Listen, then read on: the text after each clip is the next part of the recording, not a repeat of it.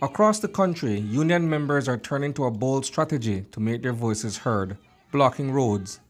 And while it may frustrate commuters, the message behind the move is loud and clear. All our branches nationally have decided that we need to show the government that we are serious about getting our adjustment and our frozen increments, since they have already offered that to us. However, I believe that the Prime Minister said Nimudos or something to that effect, that we are holding the children hostage. We are not. By halting traffic, unions are doing more than just causing delays. They're forcing both the public and the government to pay attention.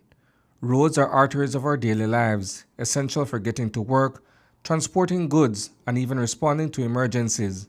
So, when they're blocked, the disruption is immediate and impossible to ignore. What the department appreciates and the country must appreciate is that whilst teachers have their right to freedom of expression, which I understand to mean in this instance, them registering their discontent, them expressing their right cannot be done in such a way that infringes on the rights of others. A relevant right in this instance is the right to freedom of movement, which is impacted by the blockage of roads. At midday, teachers from several primary schools, including St. Joseph, took to the streets in a bold act of civil disobedience. Their method? Shutting off their vehicles in the middle of traffic.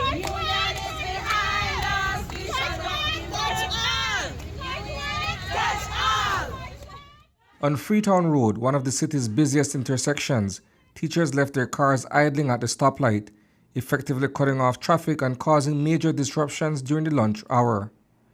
The move is part of a growing wave of protest actions aimed at pressuring the government to respond to union demands for better pay and working conditions. As our president rightly said, both governments, when they are not in power, they can put on a green shirt, they can stand beside us, and they make a lot of promises. But now they're in the driver's seat.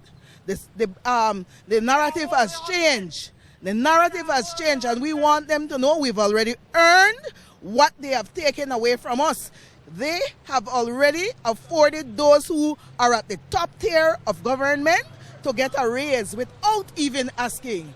We are asking for what we know we've worked hard for and for what we know we deserve. This afternoon's roadblock followed similar traffic jams in Dangriga and Bella Vista earlier in the day, where vehicles came to a sudden standstill. This course of action, which commenced around 5 o'clock a.m. this morning, is a part of the industrial action that the union is taking in regards to the labor dispute that they have with the government of Belize.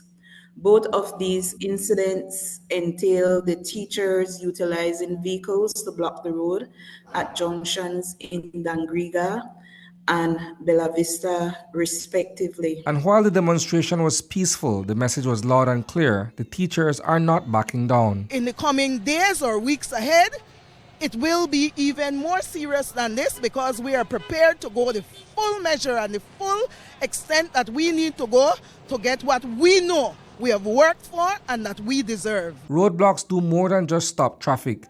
They amplify the union's message and turn up the pressure on leaders to act. Each stalled car is a reminder of workers' growing frustration. And while it may convenience some, these actions also raise public awareness and often spark sympathy and support for the cause. The Belize Police Department is of a different view. We are in the process of reviewing provisions of the Criminal Code, the Motor Vehicle and Road Traffic Act, and the Control of Public Meetings and Public Procession Act, with a view to identifying the relevant offenses, which at this point appears to be obstructing the free flow of traffic, unlawful assembly, obstruction of the officers in the execution of their duties, and aggravated assault. So these provisions are being reviewed with a view to bring persons before the court where there is a belief that they have engaged in such conduct. When everyday routines are disrupted, it grabs attention, and that's exactly the point. Roadblocks create urgency, pushing the government to the table faster and making it harder to ignore the demands on the ground. Reporting for News 5, I am Isani Cayetano.